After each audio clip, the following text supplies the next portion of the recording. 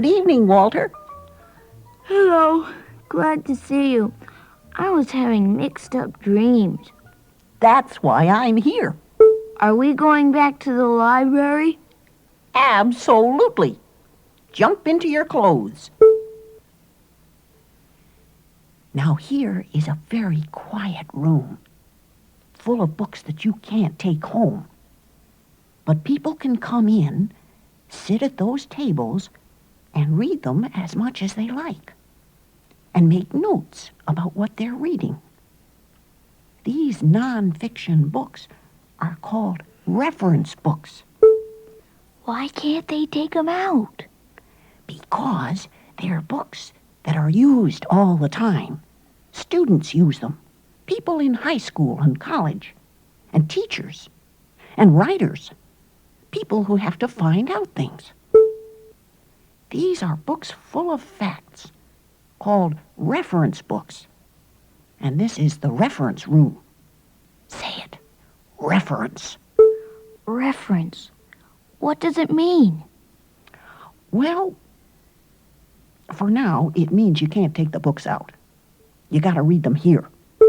But you already shown me books full of facts that people could take out. How are they different from these books that you can't take out? Well, that's a good question, kid. Most of the books here are full of facts that kind of stand still. I mean books that list facts that don't change much. The meaning of words, famous names, dates, etc. Well, like a dictionary. You know what a dictionary is? Where you look up words. Right. And there are dictionaries here, and atlases. An atlas is a big geography book full of maps. And they have an almanac. You know what that is? Nope. Well, I'll tell you what an almanac does. Then you can remember its name. An almanac is a list of almost everything that happens in any year. The weather for each day, who was elected president, or mayor, or Miss America, who won the World Series, the great storms of the year, almost anything you can think of. Hey, that sounds great. I'd like to read one. Okay, be my guest. Another kind of book they keep here is called an encyclopedia. They come in huge sets, and they're like a dictionary of facts, where you can look up almost anything. Like sailboat, for instance. And the encyclopedia will tell you how the first sailboat came to be, and the different kinds of sailboats that were made through the ages, and even the way a sail works. Or if you turn to dogs, it will have pictures of all the different kinds of dogs, the history of dogs, the different things that different breeds do, or whatever you want. And in case there's something you can't find there, the librarian will be happy to help you. Encyclopedia. On the nose. There are other kinds of books in the reference room, too. Oh, but that's enough for now. Let's go see something else. This is a room where they have very few books. You were here yesterday afternoon. Do you remember its name? Nope. Audio-visual? Ring a bell? What's it mean? Well, a better name would be hear and see. That's what audio-visual means. Hear and see. Audio means hear. Visual means see. And that's what they have in this room. Records and cassettes you can hear. Films and film strips you can see. Audio, visual, hear and see. Okay. Want to play a sound film strip? Sure. Hey, it's telling a story. And attend and listen.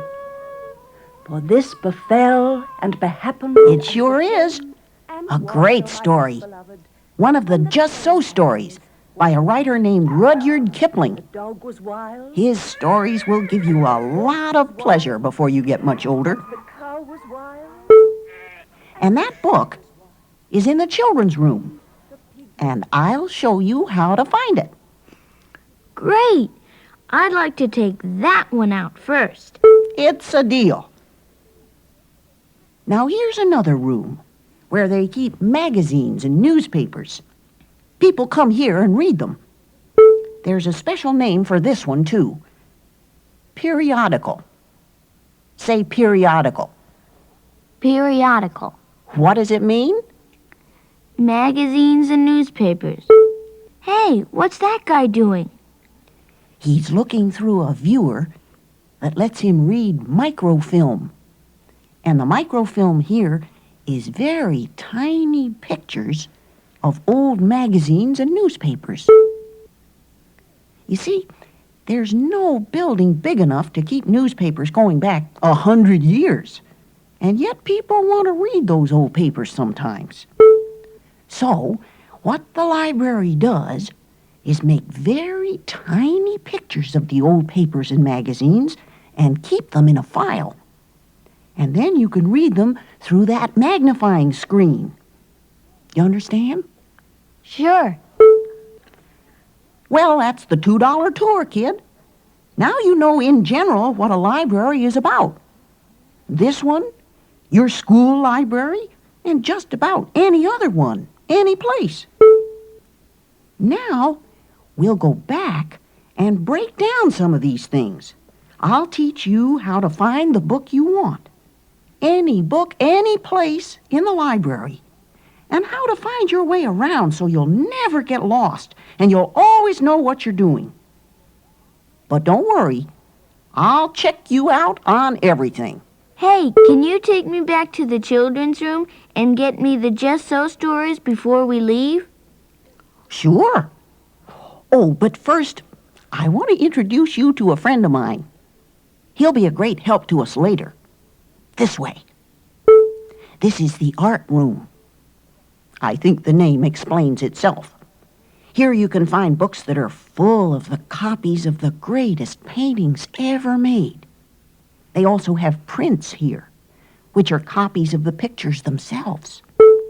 Hey, who's that? That's my friend, the Doodlebug. He's quite an artist. Fastest pencil I know. Doodlebug, I want you to meet my friend Walter. He had a hard time here yesterday afternoon. Now he's really with it. Pleased to meet you, Mr. Doodlebug. Likewise, Walter. Likewise. Here, hold still. I'll do a quick sketch. Hey, that looks just like me, only better. Thank you, my boy. You know just what to say to an artist. Doodle here can sketch anything in the wink of an eye. And he's going to help me show you things about this library the next time we come here. When will that be? Any night that it's hard to get to sleep and you slide in and out of dreams. But pretty soon. Hey, we forgot the Just So stories. Well, we'll keep that as a kind of reward. After you learn how to look up books, you can look it up for yourself. Then you can take it out. Do I have to wait that long? It won't be too long. And it's worth waiting for. Good night, Walter. Thank you, Mr. Quickwick. And come back soon.